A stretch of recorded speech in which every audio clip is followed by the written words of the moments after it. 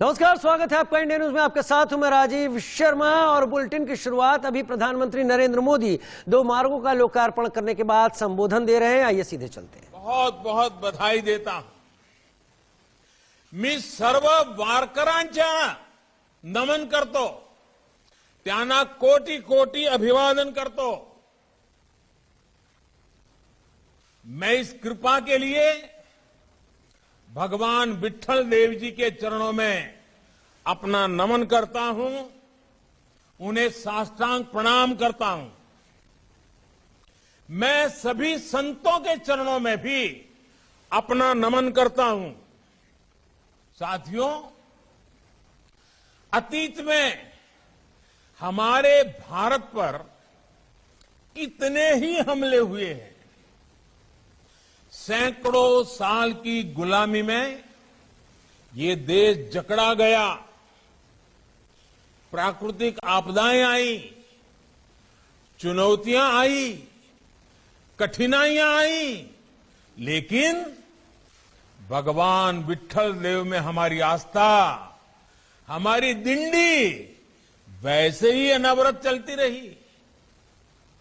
आज भी ये यात्रा दुनिया की सबसे प्राचीन और सबसे बड़ी जन यात्राओं के रूप में, पीपल मूवमेंट के रूप में देखी जाती है। आषाढ़ एकादशी पर पंढरपुर यात्रा का विहंगम दृश्य कौन भूल सकता है। हजारों लाखों श्रद्धालु बस खींचे चले आते हैं, खींचे चले आते हैं। हर तरफ रामकृष्ण हरि, पुंडलिक वरदे हरि विट्ठल और ज्ञानबा तुकाराम, इसका जयघोष होता है। पूरे 21 दिन तक एक अनोखा अनुशासन, एक असाधारण संयम देखने को मिलता है। ये यात्राएं अलग अलग पालकी मार्गों से चलती हैं, लेकिन सबका गंतव्य एक ही होता है। ये भारत की उस शाश्वत शिक्षा का प्रतीक है जो हमारी आस्था को बांधती नहीं बल्कि मुक्त करती है, जो हमें सिखाती है कि मार्ग अलग अलग हो सकते हैं, पद्धतियां और विचार अलग अलग हो सकते हैं, लेकिन हमारा लक्ष्य एक होता है। अंत में सभी पंथ भागवत पंथ ही है, और इसलिए हमारे यहां तो बड़े विश्वास के साथ शास्त्रों में कहा गया है, एकम सत विप्राह बहुधा वदंती।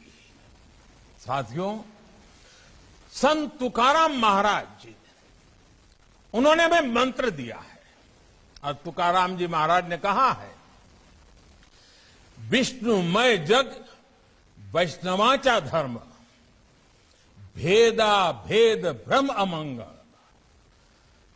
ऐकाजी तुम्ही भक्त भागवत, कराल ते हित सत्य करा, कोणाही जीवाचा न घडो मत्सर, वर्म सरमेश्वर पूजनाचे।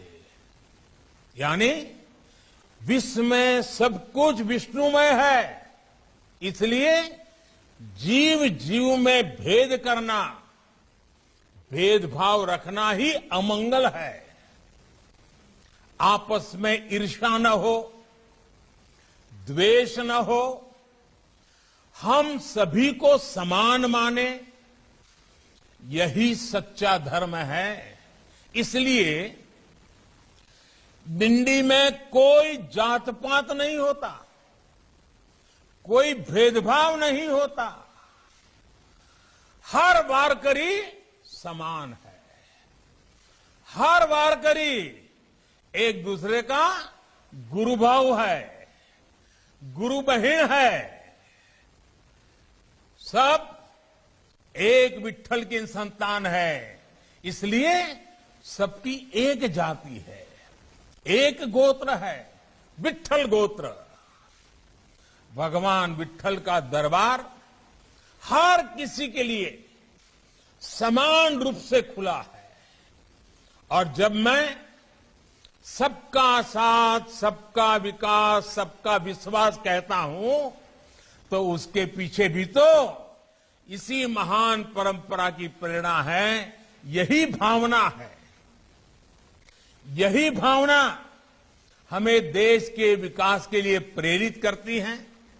सबको साथ लेकर सबके विकास के लिए प्रेरित करती है। साथियों, पंढरपुर की तो आभा, पंढरपुर की अनुभूति और पंढरपुर की अभिव्यक्ति सब कुछ अलौकिक है। आपण म्हणतो ना, माझे माहरे पंढरी आहे भिवरेच्या तीरी।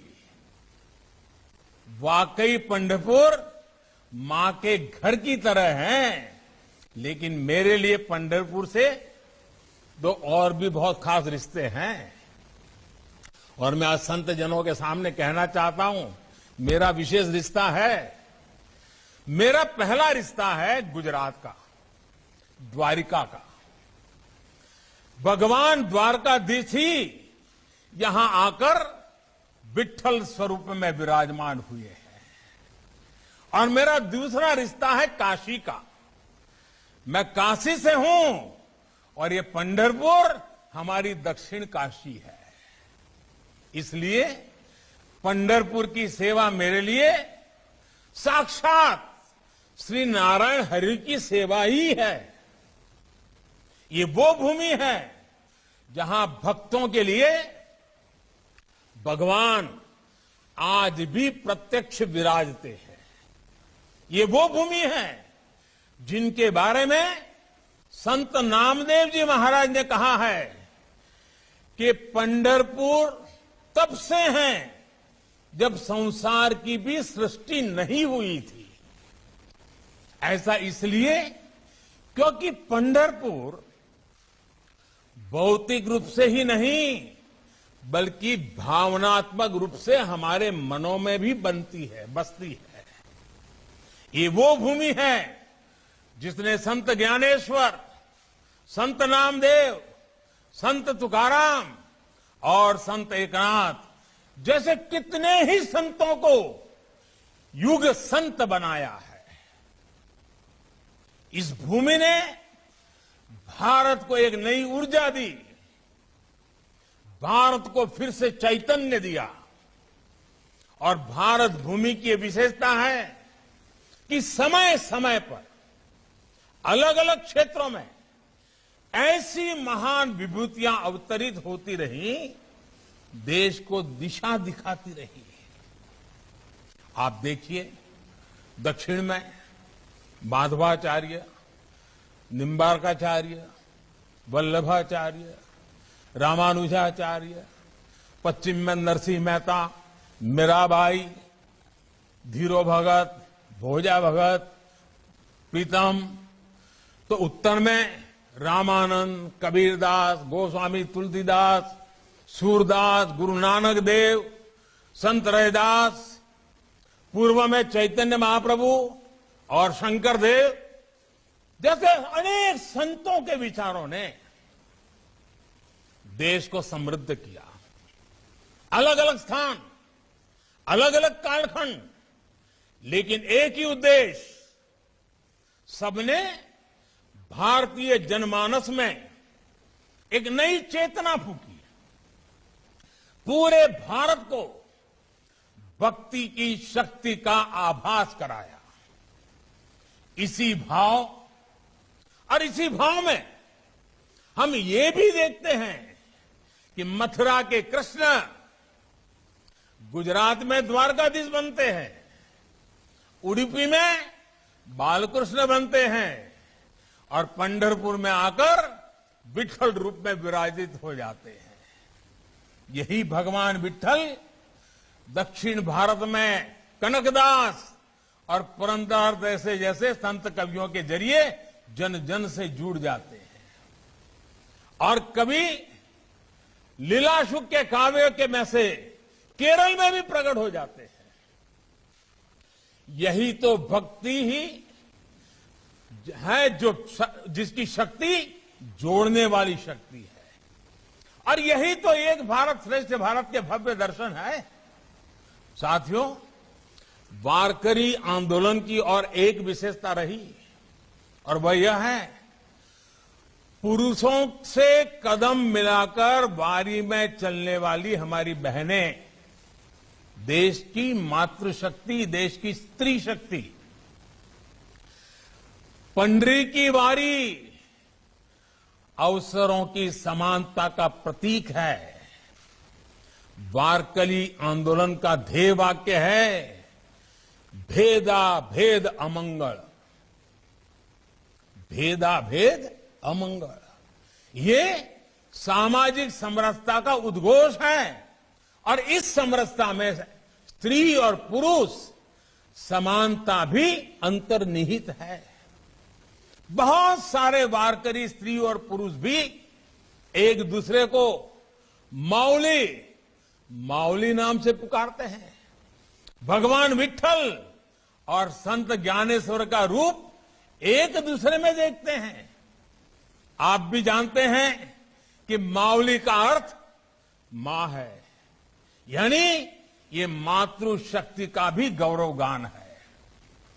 साथियों, महाराष्ट्र की भूमि में महात्मा फुले, वीर सावरकर जैसे अनेक पुरोधा अपने कार्य को सफलता के जिस मुकाम तक पहुंचा पाए, उस यात्रा में वारकरी आंदोलन ने जो जमीन बनाई थी, उसका बहुत बड़ा योगदान रहा है। वारकरी आंदोलन में कौन नहीं थे? संत सावता महाराज, संत चोखा जी, संत नामदेव महाराज, संत गोरोवा, सेंजी महाराज, संत नरहरि महाराज, संत कान्होपात्रा, समाज का हर समुदाय वारकरी आंदोलन का हिस्सा था। साथियों, पंढरपुर ने मानवता को न केवल भक्ति और राष्ट्रभक्ति का मार्ग दिखाया है, बल्कि भक्ति की शक्ति से मानवता का परिचय भी कराया है। यहां अक्सर लोग भगवान से कुछ मांगने नहीं आते। यहां विट्ठल भगवान का दर्शन, उनकी निष्काम भक्ति ही जीवन का ध्येय है। काय विठू माऊलीच्या दर्शनाने डोळ्याचे पारण्या फिरते की नहीं? तभी तो भगवान यहां खुद भक्तों के आदेश पर युगों से कमर पर हाथ रख करके खड़े हैं। भक्त पुंडिक ने अपने माता पिता में ईश्वर को देखा था,